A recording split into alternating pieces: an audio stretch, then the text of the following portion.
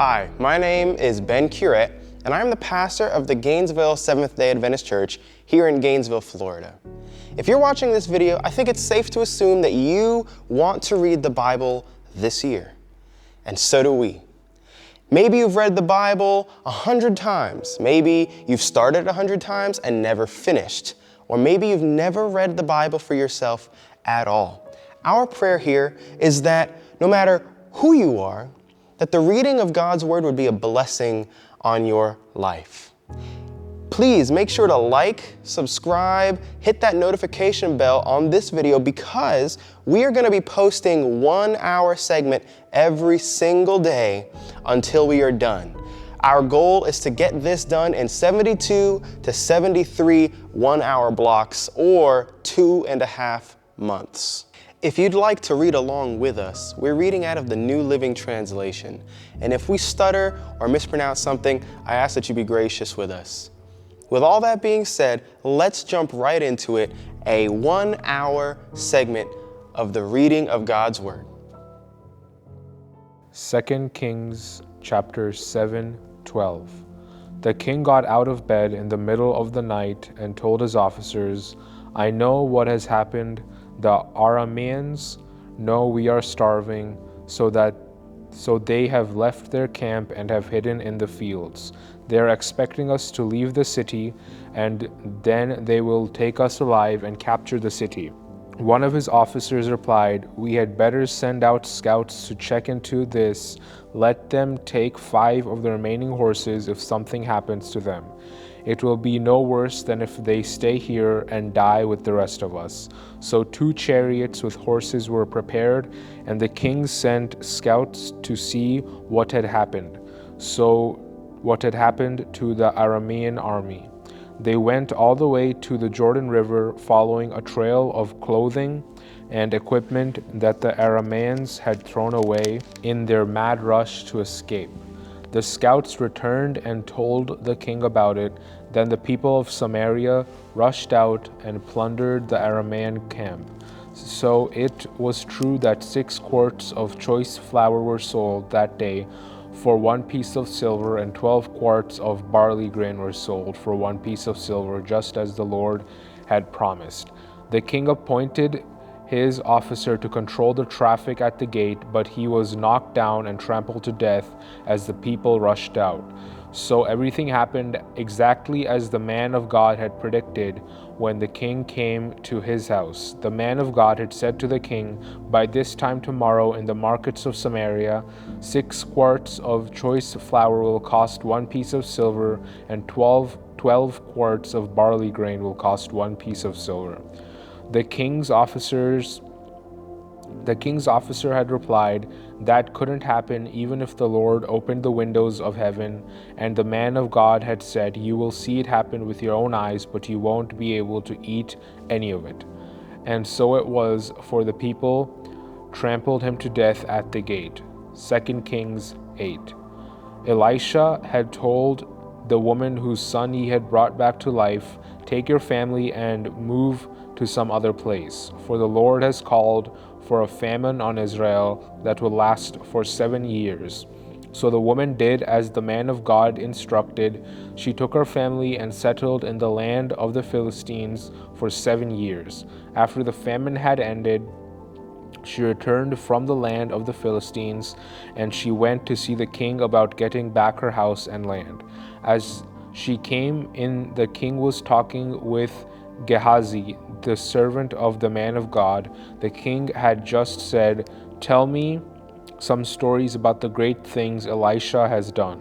And Gehazi was telling the king about the time Elisha had brought a boy back to life. At that very moment, the mother of the boy walked in to make her appeal to the king about her house and land. "Look, my lord the king," Gehazi exclaimed, "here is the woman now, and this is her son, the very one Elisha brought back to life." "Is this true?" the king asked her, and she told him the story. So he directed one of his officials to see that everything she had lost was restored to her, including the value of any crops that had been harvested during her absence. Elisha went to Damascus, the capital of Aram, where King Ben-Hadad lay sick. When someone told the king that the man of God had come, the king said to Hazael, "Take a gift to the man of God, then tell him to ask the Lord, will I recover from this illness?" So Hazael loaded down 40 camels with the finest products of Damascus as a gift for Elisha. He went to him and said, "Your servant Ben-Hadad, the king of Aram, has sent me to ask, will I recover from this illness?" And Elisha replied, "Go tell him you will surely recover, but actually the Lord has shown me that he will surely die." Elisha stared at Hazael with a fixed gaze until Hazael became uneasy. Then the man of God started weeping. "What's the matter, my lord?" Hazael asked him. Elisha replied, "I know the terrible things you will do to the people of Israel. You will burn their fortified cities, kill their young men with the sword, dash their little children to the ground, and rip open their pregnant women." Hazael responded, "How could a nobody like me ever accomplish such great things?" Elisha answered, "The Lord has shown me that you are going to be the king of Aram." When Hazael left Elisha and went back, the king asked him, "What did Elisha tell you?" And Hazael replied, "He told me that you will surely recover." But the next day Hazael took a blanket and soaked it in water and held it over the king's face until he died. Then Hazael became the next king of Aram. Jehoram, son of King Jehoshaphat of Judah, began to rule over Judah in the 5th year of the reign of Joram, son of Ahab, king of Israel. Jehoram was 32 years old when he became king, and he reigned in Jerusalem 8 years.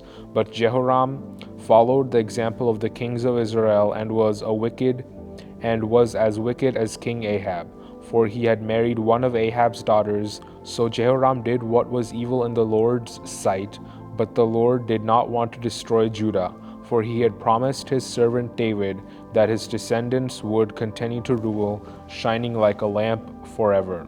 During Jehoram's reign, the Edomites revolted against Judah and crowned their own king, so Jehoram went with all his chariots to attack the town of Zair. The Edomites surrounded him and his chariot commanders, but he went out at night and attacked them under cover of darkness, but Jehoram's army deserted him and fled to their homes. So Edom has been independent from Judah to this day. The town of Libnah also revolted about the same time. The rest of the events of Jehoram's reign and everything he did are recorded in the book of the history of the kings of Judah. When Jehoram died, he was buried with his ancestors in the city of David. Then his son Uzziah became the next king. Uzziah, son of Jehoram, began to rule over Judah in the 12th year of the reign of Joram, son of Ahab, king of Israel. Ahaziah was 22 years old when he became king, and he reigned in Jerusalem 1 year. His mother was Athaliah, a granddaughter of King Omri of Israel. Ahaziah followed the evil example of King Ahab's family. He did what was evil in the Lord's sight, just as Ahab's family had done, for he was related by marriages to the family of Ahab. Ahaziah joined Joram, son of Ahab, in his war against King Hazael of Aram at Ramoth Gilead. When the Arameans wounded King Joram in the battle, he returned to Jezreel to recover from the wounds he had received at Ramoth. Because Joram was wounded, King Ahaziah of Judah went to Jezreel to visit him. 2 Kings 9. Meanwhile, Elisha the prophet had summoned a member of the group of prophets. "Get ready to travel," he told him, "and take this flask of olive oil with you. Go to Ramoth Gilead and find Jehu, son of Jehoshaphat, son of Nimshi. Call him into a private room away from his friends, and pour the oil over his head. Say to him, 'This is what the Lord says, I anoint you to be the king over Israel.' Then open the door and run for your life." So the young prophet did as he was told and went to Ramoth Gilead. When he arrived there, he found Jehu sitting around with the other army officers. "I have a message For you, commander, he said. For which one of us? Jehu asked. For you, commander, he replied. So Jehu left the others and went into the house. Then the young prophet poured the oil over Jehu's head and said, This is what the Lord, the God of Israel, says. I anoint you king over the Lord's people, Israel. You are to destroy the family of Ahab, your master. In this way I will avenge the murder of my prophets and all the Lord's servants who were killed by Jezebel. The entire family of Ahab must be wiped out. I will destroy every one of his male descendants, slave and free alike, anywhere in Israel. I will destroy the family of Ahab as I destroyed the families of Jeroboam, son of Nebat, and of Baasha, son of Ahijah. Dogs will eat Ahab's wife Jezebel at the plot of land in Jezreel, and no one will bury her. Then the young prophet opened the door and ran. Jehu went back to his fellow officers, and one of them asked him, What did that madman want? Is everything all right? You know how a man like that babbles on, Jehu replied. You're hiding something, they said. Tell us. So Jehu told them, He said to me, This is what the Lord says, I have anointed you to be king over Israel. Then they quickly spread out their cloaks on the bare steps and blew the ram's horn, shouting, Jehu is king. So Jehu, son of Jehoshaphat, son of Nimshi, led a conspiracy against King Joram. Now Joram had been with the army at Ramoth-Gilead defending Israel against the forces of King Hazael of Aram. But King Joram was wounded in the fighting and returned to Jezreel to recover from his wounds. So Jehu told the men with him, If you want me to be king, don't let anyone leave town and go to Jezreel to report what we have done. Then Jehu got into a chariot and rode to Jezreel to find King Joram, who was lying there wounded. King Ahaziah of Judah was there too, for he had gone to visit him.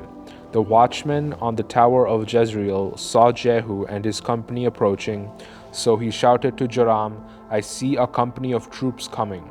Send out a rider to ask if they are coming in peace, King Joram ordered. So a horseman went out to meet Jehu and said, The king wants to know if you are coming in peace. Jehu replied, What do you know about peace? Fall in behind me. The watchman called out to the king, The messenger has met them, but he is not returning. So the king sent out a second horseman. He rode up to them and said, The king wants to know if you come in peace. Again Jehu answered, What do you know about peace? Fall in behind me. The watchman explained, The messenger has met them, but he isn't returning either. It must be Jehu, son of Nimshi, for he's driving like a madman. Quick, get my chariot ready, King Joram commanded. Then King Joram of Israel and King Ahaziah of Judah rode out in their chariots to meet Jehu. They met him at the plot of land that had belonged to Naboth of Jezreel. King Joram demanded, Do you come in peace, Jehu? Jehu replied, How can there be peace as long as the idolatry and witchcraft of your mother Jezebel are all around us? Then King Joram turned the horses around and fled, shouting to King Ahaziah, Treason, Ahaziah. But Jehu drew his bow and shot Joram between the shoulders. The arrow pierced his heart, and he sank down dead in his chariot. Jehu said to Bidkar, his officer, Throw him into the plot of land that belonged to Naboth of Jezreel. Do you remember when you and I were riding along behind his father Ahab? The Lord pronounced this message against him. I solemnly swear that I will repay him here on this plot of land, says the Lord, for the murder of Naboth and his sons that I saw yesterday. So throw him out on Naboth's property, just as the Lord said. When King Ahaziah of Judah saw what was happening, he fled along the road to Beth-Hagen. Jehu rode after him, shouting, Shoot him too. So they shot Ahaziah and his chariot at the ascent of Gur near Ibleam. He was able to go on as far as Megiddo, but he died there. His servants took him by chariot to Jerusalem, where they buried him with his ancestors in the city of David. Ahaziah had become king over Judah in the 11th year of the reign of Joram, son of Ahab. When Jezebel, the queen mother, heard that Jehu had become heard that Jehu had come to Jezreel, she painted her eyelids and fixed her hair and sat at the window. When Jehu entered the gate of the palace, she shouted at him, "Have you come in peace, you murderer? You're just like Zimri, who murdered his master." Jehu looked up and saw her at the window and shouted, "Who is on my side?" And 2 or 3 eunuchs looked out at him. "Throw her down," Jehu yelled. So they threw her out the window, and her blood spattered against the wall and on the horses. And Jehu trampled her body under his horses' hooves. Then Jehu went into the palace and ate and drank. Afterward he said, "Someone go and bury this cursed woman, for she is the daughter of a king." But when they went out to bury her, they found only her skull, her feet, and her hands. When they returned and told Jehu, he stated, "This fulfills the message from the Lord which he spoke through his servant Elijah from Tishbe. At the plot of land in Jezreel, dogs will eat Jezebel's body. Her remains will be scattered like dung on the plot of land in Jezreel, so that no one will be able to recognize her." 2 Kings 10. Ahab and 70 sons living in the city of Samaria. So Jehu wrote letters and sent them to Samaria, to the elders and officials of the city, and to the guardians of King Ahab's sons. He said, "The king's sons are with you, and you have at your disposal chariots, horses, a fortified city, and weapons. As soon as you receive this letter, select the best qualified of your master's sons to be your king, and prepare to fight for Ahab's dynasty." But they were paralyzed with fear and said, "We have seen that 2 kings couldn't stand against this man. What can we do?" So the palace and city administrators, together with the elders and the guardians of the king's sons, sent the message to Jehu, "We are your servants and will do anything you tell us. We will not make anyone king. Do whatever you think is best." Jehu responded with the second letter, "If you are on my side and are going to obey me, bring the heads of your master's sons to me at Jezreel by this time tomorrow." Now the 70 sons of the king were being cared for by the leaders of Samaria, where they had been raised since childhood. When the letter arrived, the leaders killed all 70 of the king's sons. They placed their heads in baskets and presented them to Jehu at Jezreel. A messenger went to Jehu and said, "They have brought the heads of the king's sons." So Jehu ordered, "Pile them in 2 heaps at the entrance of the city gate, and leave them there until morning." In the morning he went out and spoke to the crowd that had gathered around them. "You are not to blame," he told them. "I'm the one who conspired against my master and killed him. But who killed all these?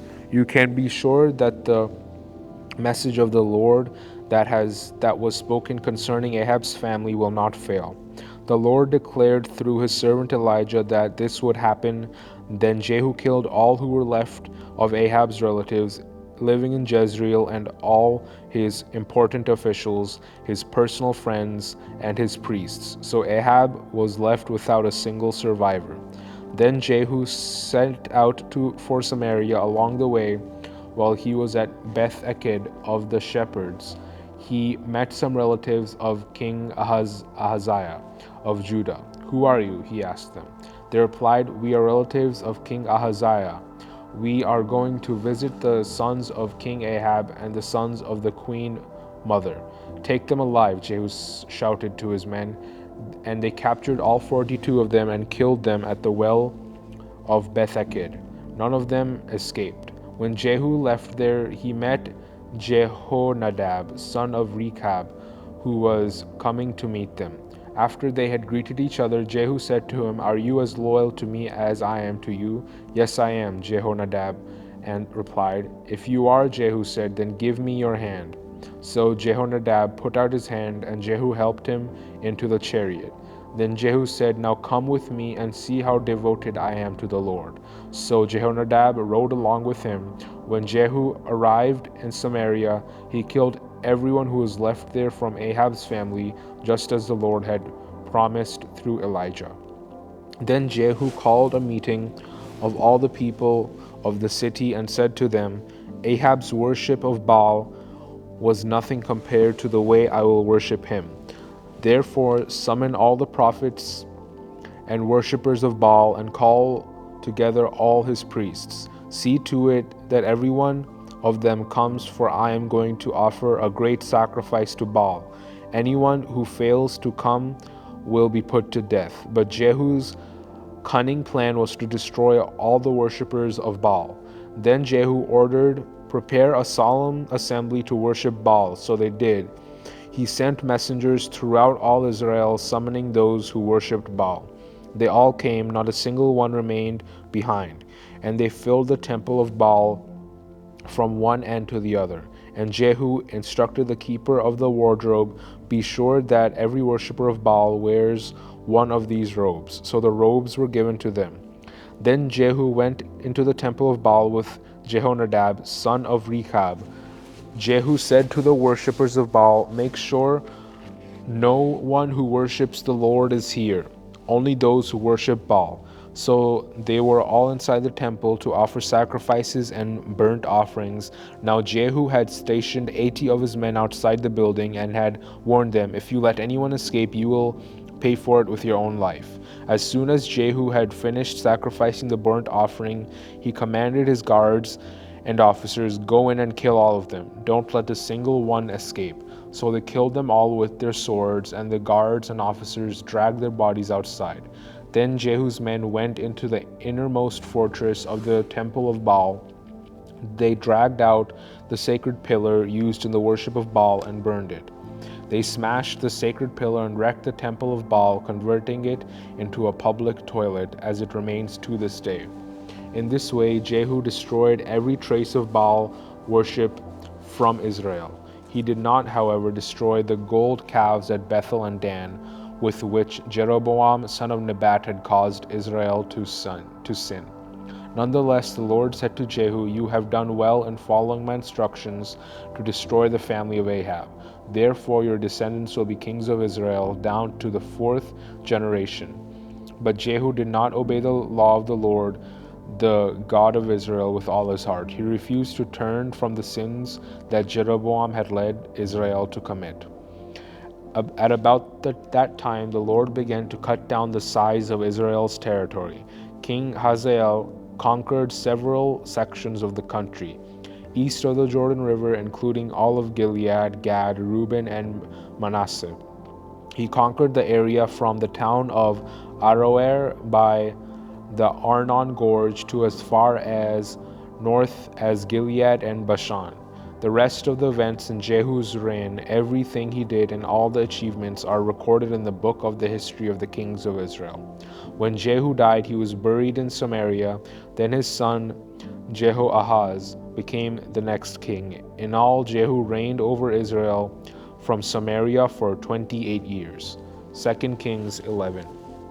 When Athaliah, the mother of King Ahaziah of Judah, learned that her son was dead, she began to destroy the rest of the royal family. But Ahaziah's sister, Jehosheba, the daughter of King Jehoram, took Ahaziah's infant son Joash and stole him away from among the rest of the king's children who were about to be killed.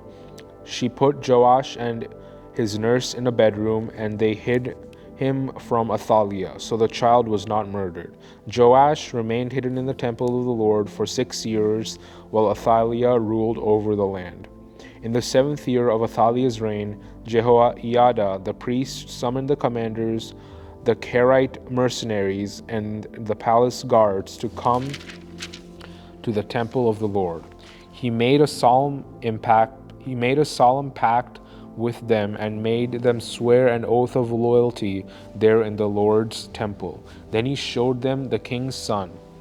Jehoiada told them, "This is what you must do. A third of you who are on duty on the Sabbath are to guard the royal palace itself. Another third of you are to stand guard at the Sur gate, and the final third must stand guard behind the palace guard. These 3 groups will all guard the palace. The other 2 units who are off duty on the Sabbath must stand guard for the king at the Lord's temple. Form a bodyguard around the king and keep your weapons in hand. Kill anyone who tries to break through." Stay with the king wherever he goes." So the commanders did everything as Jehoiada the priest ordered. The commanders took charge of the men reporting for duty that Sabbath, as well as those who were going off duty. They brought them all to Jehoiada the priest, and he supplied them with the spears and the small shields that had once belonged to King David and were stored in the temple of the Lord. The palace guards stationed themselves around the king with their weapons ready. They formed a line with the south side of the temple around to the north side and all around the altar. Then Jehoiada brought out Joash, the king's son, placed the crown on his head, and presented him with a copy of God's laws. They anointed him and proclaimed him king, and everyone clapped their hands and shouted, "Long live the king!" When Athaliah heard the noise made by the palace guards and the people, she hurried out to the Lord's temple to see what was happening. When she arrived, she saw the newly crowned king standing in his place of authority by the pillar, as was the custom at the times of coronation. The commanders and trumpeters were surrounding him, and people from all over the land were rejoicing and blowing trumpets. When Athaliah saw all this, she tore her clothes in despair and shouted, "Treason, treason!" Then Jehoiada the priest ordered the commanders who were in charge of the troops, take her to the soldiers in front of the temple and kill anyone who tries to rescue her. For the priest had said, "She must not be killed in the temple of the Lord." So they seized her and led her out to the gate where horses enter the palace grounds, and she was killed there. Then Jehoiada made a covenant between the Lord and the king and the people that they would be the Lord's people. He also made a covenant between the king and the people. And all the people of the land went over to the temple of Baal and tore it down. They demolished the altars and smashed the idols to pieces, and they killed Matan, the priest of Baal, in front of the altars. Jehoiada the priest stationed guards at the temple of the Lord. Then the commanders, the Karti mercenaries, the palace guards, and all the people of the land escorted the king from the temple of the Lord. They went through the gate of the guards and into the palace, and the king took his seat on the royal throne, so all the people of the land rejoiced. And the city was peaceful because Athaliah had been killed at the king's palace. Joash was 7 years old when he became king. Joash began to rule over Judah in the 7th year of King Jehu's reign in Israel. He reigned in Jerusalem 40 years. His mother was Zibiah from Beersheba. All his life Joash did what was pleasing in the Lord's sight, because Jehoiada the priest instructed him. Yet even so he did not destroy the pagan shrines, and the people still offered sacrifices and burnt incense there. One day King Joash said to the priests, "Collect all the money brought as a sacred offering to the Lord's temple, whether it is a regular assessment, a payment of vows, or a voluntary gift. Let the priests take some of that money to pay for whatever repairs are needed at the temple." But by the 23rd year of Joash's reign, the priests still had not repaired the temple.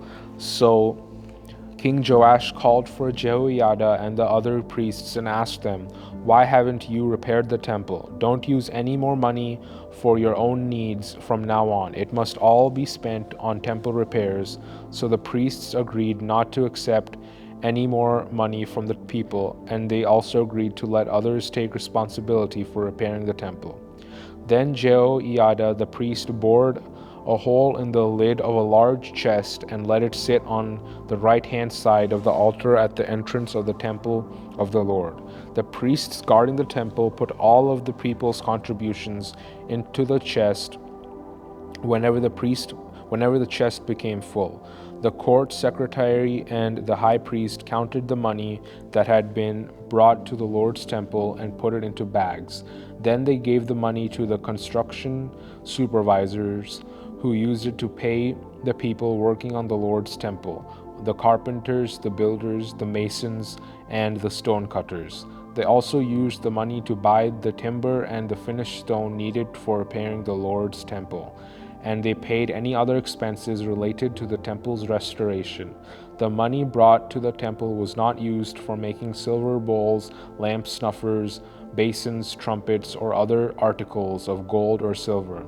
For the temple of the Lord, it was paid to the workmen who used it for the temple repairs. No accounting of this money was required from the construction supervisors because they were honest and trustworthy men. However, the money that was contributed for guilt offerings and sin offerings was not brought into the Lord's temple. It was given to the priests for their own use. About this time, King Hazael of Aram went to war against Gath and captured it. When he turned to attack Jerusalem, King Joash collected all the sacred objects that Jehoshaphat, Jehoram, and Ahaziah, the previous kings of Judah, had dedicated, along with what he himself had dedicated. He sent them all to Hazael, along with all the gold and the treasuries of the Lord's temple and the royal palace. So Hazael called off his attack on Jerusalem. The rest of the events in Joash's reign and everything he did are recorded in the book of the history of the kings of Judah. Joash's officers plotted against him and assassinated him at Beth Milo in the road to Silla. The assassins were Jozachar, son of Shimeath, and Jehozabad, son of Shomer. Both trusted advisors. Joash was buried with his ancestors in the city of David. Then his son Amaziah became the next king. 2 Kings 13. Jehoahaz, son of Jehu, began to rule over Israel in the 23rd year of King Joash's reign in Judah. He reigned in Samaria 17 years, but he did what was evil in the Lord's sight. He followed the example of Jeroboam, son of Nebat, continuing the sins that Jeroboam had led Israel to commit. So the Lord was very angry with Israel, and he allowed King Hazael of Aram and his son Ben-Hadad to defeat them repeatedly. Then Jehoahaz prayed for the Lord's help, and the Lord heard his prayer, for he could see how severely the king of Aram was oppressing Israel. So the Lord provided someone to rescue the Israelites from the tyranny of the Arameans. Then Israel lived in safety again as they had in former days, but they continued to sin, following the evil example of Jeroboam. They also allowed the Asherah pole in Samaria to remain standing. Finally, Jehoahaz's army was reduced to 50 charioteers, 10 chariots, and 10,000 foot soldiers. The king of Aram had killed the others, trampling them like dust under his feet. The rest of the events in Jehoahaz's reign, everything he did, and the extent of his power are recorded in the books of the history of the kings of Israel. When Jehoahaz died, he was buried in Samaria. Then his son Jehoash became the next king. Jehoash, son of Jehoahaz, began to rule over Israel in the 37th year of King Joash's reign in Judah. He reigned in Samaria 16 years, but he did what was evil in the Lord's sight. He refused to turn from the sins that Jeroboam, son of Nebat, had led Israel to commit. The rest of the events in Jehoash's reign and everything he did, including the extent of his power and his war with King Amaziah of Judah, are recorded in the book of the history of the kings of Israel. When Joash died, he was buried in Samaria with the kings of Israel. Then his son Jeroboam II became the next king. When Elisha was in his last illness, King Jehoash of Israel visited him and wept over him. My father, I see the chariots and charioteers of Israel," he cried. Elisha told him, "Get a bow and some arrows," and the king did as he was told. Elisha told him, "Put your hand on the bow," and Elisha laid his own hands on the king's hands. Then he commanded, "Open that eastern window," and he opened it. Then he said, "Shoot." So he shot an arrow. Elisha proclaimed, "This is the Lord's arrow, an arrow of victory over Aram. For you will completely conquer the Arameans at Aphek." When he said, "Now pick up the other arrows and strike them against the ground," so the king picked up and struck the ground 3 times. But the man of God was angry with him. "You should have struck the ground 5 or 6 times," he exclaimed. "Then you would have beaten Aram until it was entirely destroyed. Now you will be victorious only 3 times." Then Elisha died and was buried. Groups of Moabite raiders used to invade the land each spring. Once, when some Israelites were burying a man, they spied a band of these raiders, so they hastily threw the corpse into the tomb of Elisha and fled. But as soon as the body touched Elisha's bones, the dead man revived and jumped to his feet. King Hazael of Aram had oppressed Israel during the entire reign of Jehoahaz, but the Lord was gracious and merciful to the people of Israel, and they were not totally destroyed. He pitied them because of his covenant with Abraham, Isaac, and Jacob, and to this day he still has not completely destroyed them or banished them from his presence.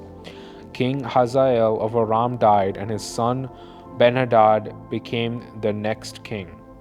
When Jehoash, son of Jehoahaz, recaptured from Ben-Hadad, son of Hazael, the towns that had been taken from Jehoash's father Jehoahaz, Jehoash defeated Ben-Hadad on 3 occasions, and he recovered the Israelite towns. 2 Kings 14. Amaziah, son of Joash, began to rule over Judah in the 2nd year of the reign of the king Joash of Israel. Amaziah was 25 years old when he became king, and he reigned in Jerusalem 29 years. His mother was Jehoaddin from Jerusalem. Amaziah did what was pleasing in the Lord's sight, but did not like his ancestor David. Instead, he followed the example of his father Joash. Amaziah did not destroy the pagan shrines, and the people still offered sacrifices and burned incense there. When Amaziah was well established as king, he executed the officials who had assassinated his father. However, he did not kill the children of the assassins, for he obeyed the command of the Lord as written by Moses in the book of the law. Parents must not be put to death for the sins of their children, nor children for the sins of their parents. Those deserving to die must be put to death for their own crimes. Amaziah also killed 10,000 Edomites in the Valley of Salt. He also conquered Selah and changed its name to Joktheel, as it is called to this day. One day Amaziah sent messengers with this challenge to Israel's king Joash, the son of Jehoahaz, and grandson of Jehu. "Come and meet me in battle." But King Jehoash of Israel replied to King Amaziah of Judah with this story. Out in the Lebanon mountains, a thistle sent a message to a mighty cedar tree. "Give your daughter in marriage to my son." But just then a wild animal of Lebanon came by and stepped on the thistle, crushing it. "You have indeed defeated Edom, and you are proud of it, but be content with your victory and stay at home. Why stir up trouble that will only bring disaster on you and the people of Judah?" But Amaziah refused to listen, so King Jehoash of Israel mobilized his army against King Amaziah of Judah. The 2 armies drew up their battle lines at Beth Shemesh in Judah. Judah was routed by the army of Israel, and its army scattered and fled for home. King Jehoash of Israel captured Judah's king Amaziah, son of Joash, and grandson of Ahaziah at Beth Shemesh, and he marched to Jerusalem, where he demolished 600 feet of Jerusalem's wall, from the Ephraim gate to the corner gate. He carried off all the gold and silver and all the articles from the temple of the Lord. He also seized the treasures from the royal palace, along with hostages, and then returned to Samaria. The rest of the events in Jehoash's reign and everything he did, including the extent of his power and his war with King Amaziah of Judah, are recorded in the book of the history of the kings of Israel. When Jehoash died, he was buried in Samaria with the kings of Israel, and his son Jeroboam II became the king. King Amaziah of Judah lived for 15 years after the death of King Jehoash of Israel. The rest of the events of Amaziah's reign are recorded in the book of the history of the kings of Judah. There was a conspiracy against Amaziah's life in Jerusalem, and he fled to Lachish. But his enemies sent assassins after him, and they killed him there. They brought his body back to Jerusalem on a horse, and he was buried with his ancestors in the city of David. All the people of Judah had crowned Amaziah's 16-year-old son Uzziah as king in place of his father Amaziah. After his father's death, Uzziah rebuilt the town of Elath and restored it to Judah. Jeroboam II, the son of Jehoash, began to rule over Israel in the 15th year of King Amaziah's reign in Judah. He reigned in Samaria 41 years. He did what was evil in the Lord's sight. He refused to turn from the sins that Jeroboam, son of Nebat, had led Israel to commit. Jeroboam II recovered the territories of Israel between Lebo Hamath and the Dead Sea, just as the Lord, the God of Israel, had promised through Jonah, son of Amittai, and the prophet from Gath Hepher. So the Lord saw the bitter suffering of everyone in Israel, and that there was no one in Israel, slave or free, to help them. And because the Lord had not said he would blot out the name of Israel completely, he used Jeroboam II, the son of Jehoash, to save them. The rest of the events in the reign of Jeroboam II and everything he did, including the extent of his power, his wars, and how he recovered for Israel both Damascus and Hamath, which had belonged to Judah, are recorded in the book of the history of the kings of Israel. When Jeroboam II died, he was buried in Samaria with the kings of Israel, when his son Zechariah became the next king. 2 Kings 15. Uzziah, son of Amaziah, began to rule over Judah in the 27th year of the reign of King Jeroboam II of Israel. He was 16 years old when he became king, and he reigned in Jerusalem 52 years. His mother was Jecholiah from Jerusalem. He did what was pleasing in the Lord's sight, just as his father Amaziah had done, but he did not destroy the pagan shrines, and the people still offered sacrifices and burnt incense there. The Lord struck the king with leprosy, which lasted until the day he died. He lived in isolation in a separate house. The king's son Jotham was put in charge of the royal palace, and he governed the people of the land. The rest of the events in Uzziah's reign and everything he did are recorded in the book of the history of the kings of Judah. When Uzziah died, he was buried with his ancestors in the city of David, and his son Jotham became the next king. Zechariah, son of Jeroboam II, began to rule over Israel in the 38th year of King Uzziah's reign in Judah. He reigned in Samaria 6 months. Zechariah did what was evil in the Lord's sight, as his ancestors had done. He refused to turn from the sin of that Jeroboam, son of Nebat, had led Israel to commit. Then Shallum, son of Jabesh, conspired against Zechariah, assassinated him in public, and became the next king. The rest of the events in Zechariah's reign are recorded in the book of the history of the kings of Israel. So the Lord's message to Jehu came true. Your descendants will be kings of Israel down to the 4th generation. Shallum, son of Jabesh, began to rule over Israel in the 39th year of King Uzziah's reign in Judah. Shallum reigned in Samaria only 1 month, when Menahem, son of Gadi, went to Samaria from Tirzah and assassinated him, and he became the next king. The rest of the events in Shallum's reign, including his conspiracy, are recorded in the books of the history of the kings of Israel. At the time Menahem destroyed the town of Tappuah and all the surrounding countryside as far as Tirzah. Because its citizens refused to surrender the town, he killed the entire population and ripped open the pregnant woman. Menahem, son of Gadi, began to rule over Israel in the 39th year of King Uzziah's reign in Judah. He reigned in Samaria 10 years, but Menahem did what was evil in the Lord's sight. During his entire reign, he refused to turn from the sins that Jeroboam, son of Nebat, had led Israel to commit. Then King Tiglath-Pileser of Assyria invaded the land, but Menahem paid him 37 tons of silver to gain his support in tightening his grip on royal power. Menahem extorted the money from the rich of Israel, demanding that each of them pay 50 pieces of silver to the king of Assyria. So the king of Assyria turned from attacking Israel and did not stay in the land. The rest of the events in Menahem's reign and everything he did are recorded in the book of the history of the kings of Israel. When Menahem died, his son Pekahiah became the next king. Pekahiah, son of Menahem, began to rule over Israel in the 50th year of King Uzziah's reign in Judah. He reigned in Samaria 2 years, but Pekahiah did what was evil in the Lord's sight. He refused to turn from the sins that Jeroboam, son of Nebat, had led Israel to commit.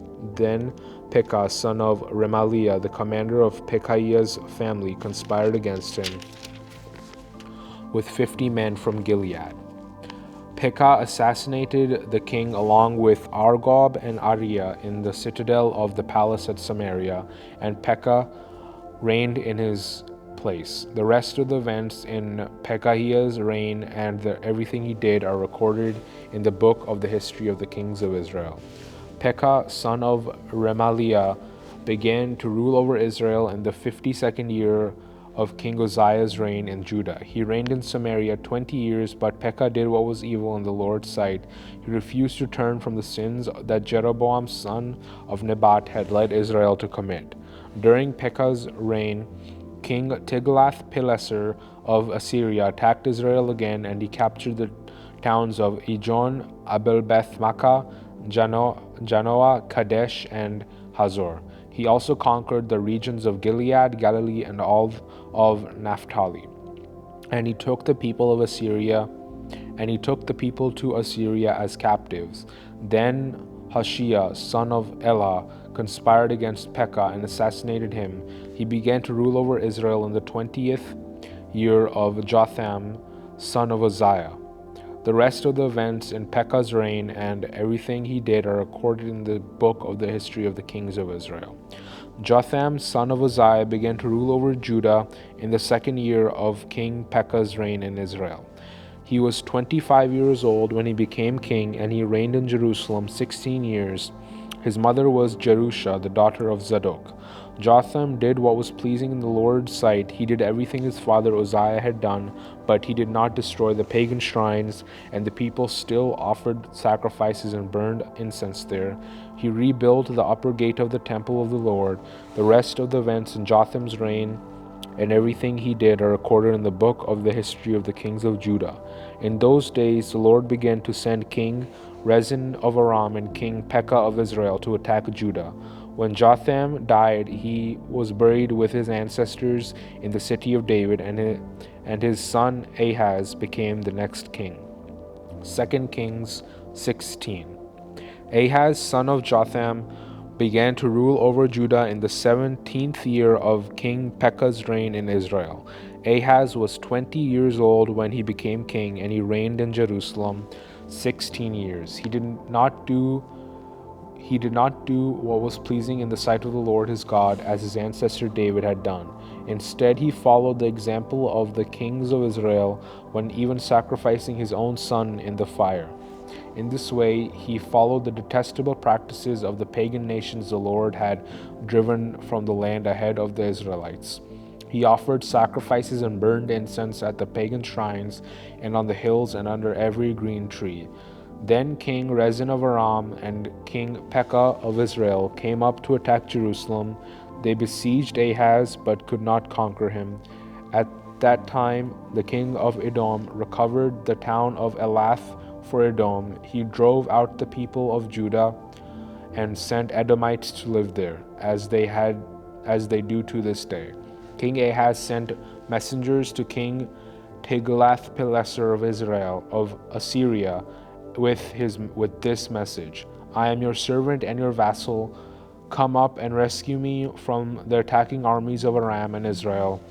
Then Ahaz took the silver and gold from the temple of the Lord and the palace treasury and sent it as a payment to the Assyrian kings. So the king of Assyria attacked the Aramean capital of Damascus and led its population away as captives, resettling them in Kir. He also killed King Rezin. King Ahaz then went to Damascus to meet with King Tiglath-Pileser of Assyria while he was there. He took special note of the altar. Then he sent a model of the altar to Uriah the priest, along with its design in full detail. Uriah followed the king's instructions and built an altar just like it, and it was ready before the king returned from Damascus. When the king returned, he inspected the altar and made offerings on it. He presented a burnt offering and a grain offering. He poured out a liquid offering, and he sprinkled the blood of peace offerings on the altar. Then King Ahaz removed the old bronze altar from its palace in front of the Lord's temple, between the entrance and the new altar, and placed it on the north side of the new altar. He told Uriah the priest, "Use the new altar for the morning sacrifices of burnt offering, the evening grain offering, and the king's burnt offering and grain offerings, and the burnt offerings for all the people, as well as their grain offerings and liquid offerings. Sprinkle the blood from all the burnt offerings and sacrifices on the new altar, and bronze altar will be for my personal use only." Uriah the priest did as King Ahaz commanded him. Then the king removed the side panels and basins from the portable water carts. He also removed the great bronze basins called the sea from the backs of the bronze oxen and placed it on the stone pavement. In deference to the king of Assyria, he also removed the canopy that had been constructed inside the palace for use in the Sabbath day, as well as the king's outer entrance to the temple of the Lord. The rest of the events in Ahaz's reign and everything he did are recorded in the book of the history of the kings of Judah. When Ahaz died, he was buried with his ancestors in the city of David. Then his son Hezekiah became the next king. 2 Kings 17. Hoshea, son of Elah, began to rule over Israel in the 12th year of King Ahaz's reign in Judah. He reigned in Samaria 9 years. He did what was evil in the Lord's sight, but not to the same extent as the king of Israel who ruled before him. King Shalmaneser of Assyria attacked King Hoshea, so Hoshea was forced to pay heavy tribute to Assyria. But Hoshea stopped paying the annual tribute and conspired against the king of Assyria by asking King So of Egypt to help him shake free of Assyria's power. When the king of Syria discovered this treachery, he seized Hoshea and put him in prison. Then the king of Assyria invaded the entire land, and for 3 years he besieged the city of Samaria. Finally, in the 9th year of King Hoshea's reign, Samaria fell, and the people of Israel were exiled in Assyria. They were settled in colonies in Hala, along the banks of the Habor River, in Gozan, and in the cities of the Medes. The disaster came upon the people of Israel because they worshipped other gods. They sinned against the Lord their God, who brought them safely out of Egypt and had rescued them from the power of Pharaoh, the king of Egypt. They had followed the practices of the pagan nations the Lord had driven from the land ahead of them, as well as the practices the kings of Israel had introduced. The people of Israel had also secretly done many things that were not pleasing to the Lord their God. They built pagan shrines for themselves in their own towns, from the smallest outpost to the largest walled cities. They set up sacred pillars and Asherah poles at the top of every hill and under every green tree. They offered sacrifices on all the hilltops, just like the nations the Lord had driven from the land ahead of them. So the people of Israel had done many evil things, arousing the Lord's anger. Yes, they worshipped idols despite the Lord's specific and repeated warnings. Again and again, the Lord had sent his prophets and seers to warn both Israel and Judah. Turn from all your evil ways, obey my commands and decrees, the entire law that I commanded your ancestors to obey. and that I gave you through my servants and the prophets. But the Israelites would not listen. They were as stubborn as their ancestors who had refused to believe in the Lord their God. They rejected his decrees and the covenant he made with their ancestors, and they despised all his warnings. They worshipped worthless idols, so they became worthless themselves. They followed the example of the nations around them, disobeying the Lord's command not to imitate them. They rejected all the commands of the Lord their God and made 2 calves from metal. They set up an Asherah pole and worshipped Baal and all the forces of heaven. They even sacrificed their own sons and daughters in the fire. They consulted fortune tellers and practiced sorcery and sold themselves to evil, arousing the Lord's anger.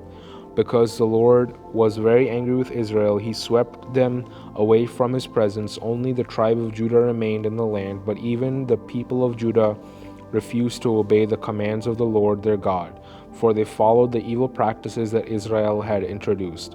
The Lord rejected all the descendants of Israel. He punished them by handing them over to their attackers until he banished Israel from his presence. For when the Lord tore Israel away from the kingdom of David, they chose Jeroboam son of Nebat as their king. But Jeroboam drew Israel away from following the Lord and made them commit a great sin. And the people of Israel persisted in all the evil ways of Jeroboam. They did not turn from their sins. They did not turn from these sins until the Lord finally swept them away from his presence, just as his prophets had warned. So Israel was exiled from their land to Assyria, where they remain to this day.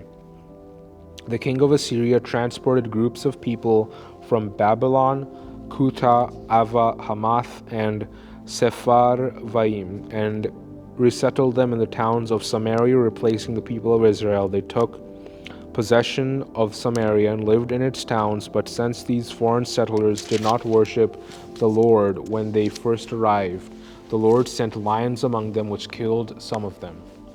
So a message was sent to the king of Assyria: the people you have sent to live in the towns of Samaria do not know the religious customs of the God of the land. He sent lions among them to destroy them because they have not worshipped him correctly. The king of Assyria then commanded, "Send one of the exiled priests back to Samaria. Let him live there and teach the new residents the religious customs of the God of the land." So one of the priests who had been exiled from Samaria returned to Bethel and taught the new residents how to worship the Lord.